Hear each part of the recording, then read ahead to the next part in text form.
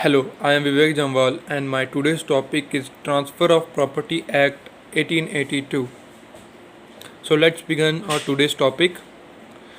A transfer refers to a conversion of a thing from one person to another person.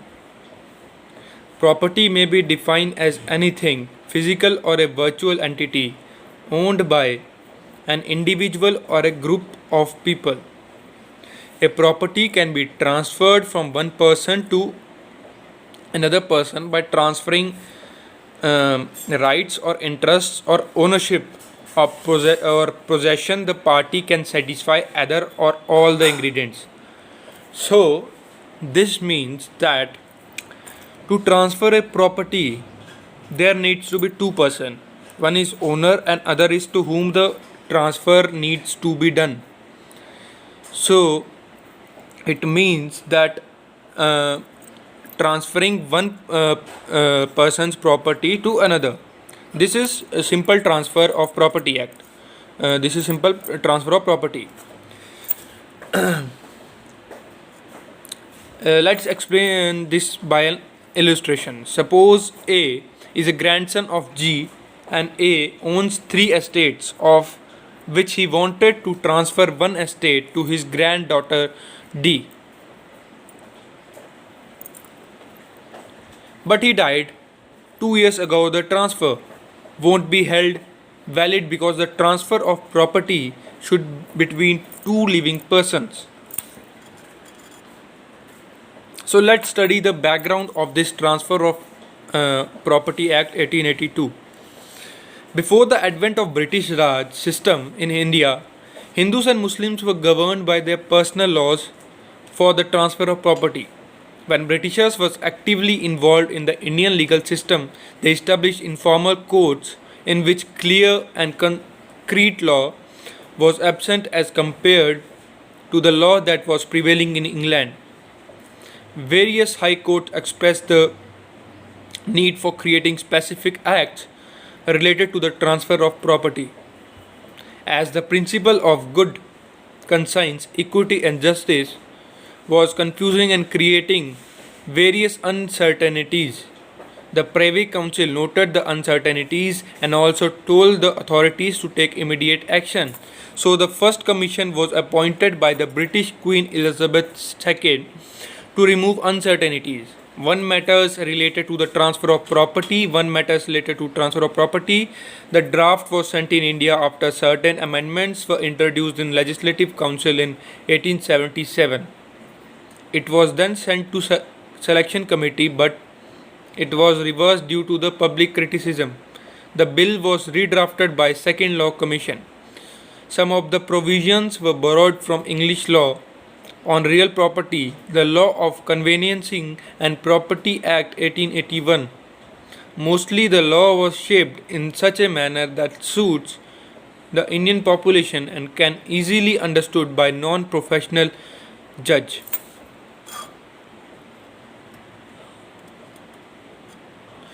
So important concepts highlighted in this act. First is immovable property. According to the Journal Clause Act 1897, immovable property includes land, benefits arising out of the land, things that are attached to the land. Under the transfer of property, the immovable property can be defined as property or immovable property other than standing timber, growing crops, or grass. Then, mortgage debt. After the amendment of 1900, mortgage debt was excluded from actionable claims. Then, instrument. According to the Transfer of Property Act 1882, instrument refers to non-testimony instrument. It acts as evidence of transfer of property between living parties. According to the legal dictionary, an instrument refers to a formal legal document. Then essential elements of Transfer of Property Act 1882. To be a living or juristic person. This means for a transfer of property, there must be transfer between living or a juristic person. Transfer through convenience of property can be either done in the present or in future. It is necessary to ensure nothing is transferred before the title. The property must be transferable. According to Section 6 of Transfer of Property Act 1882, there are properties which cannot be transferred. First, the chance of an heir apparent succeeding to an estate, the chance of an relation obtaining a legacy on the death of kinsman, or any other mere possibility of a like nature cannot be transferred. The mere right to re-entry for breach of a condition subsequent cannot be transferred to anyone except the owner. Third, the easement right cannot be transferred.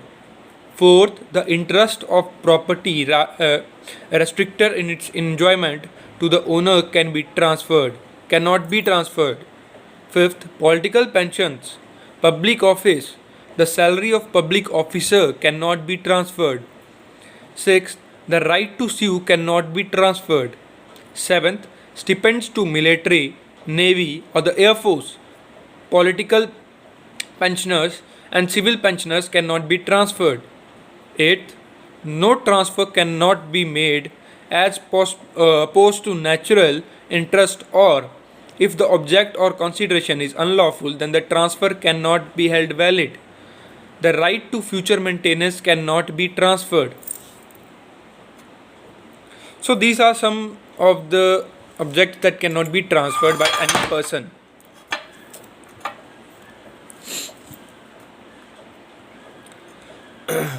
Then kinds of transfer under the Transfer of Property Act 1882. First, sale of immovable property. Second, mortgage of immovable property. Then leases of immovable property. Then fourth, exchange of immovable property. Then fifth, gift of immovable property. Features of Transfers of Property Act 1882. There are certain features. Let's see this. The preamble of Transfer of Property Act lays down that this is related to transfer of property by the Act of Properties.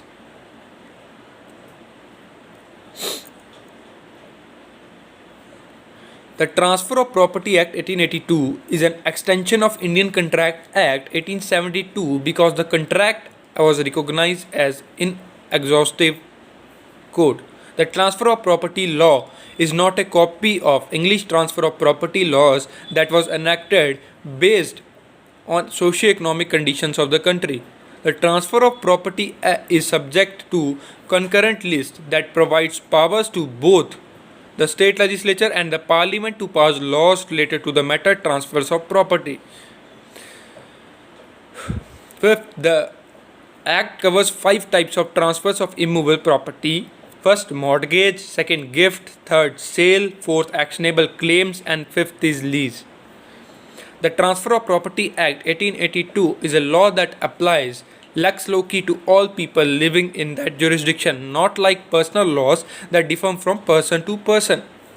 The Transfer of Property Act 1882 is governed by various principles like justice, equity, and good conscience. Initially, at the time of implementation, the Act didn't apply to the state of Bombay, Punjab, and Delhi, as because they had their own acts related to property matters. Currently, the Transfer of Property Act doesn't apply in Punjab. It complies with the rule of good conscience, equity, and justice. Transfer of Property Act 1882 highlights the provisions of inter vivos parallel to the existing laws relating to the customary and inter-state transfer. So let's conclude this topic. The Act was introduced with an intention to create a comprehensive Act which provides information about the transfer in very simple language. During the time of introduction, it was not complete and had various uncertainties. It had gone through various amendments processes, and the Act has proved it time and again about its effectiveness. In India, many more such acts like Transfer of Property Act 1882 are still in need to be implemented. So at the end, we can only say that Transfer of Property Act need 2 persons. Then there are certain 5 immovable properties as said in this act, such as gift or uh, gift, immovable properties, and mortgage, actionable claims, etc. So we can simply get that this act is for transfer of property and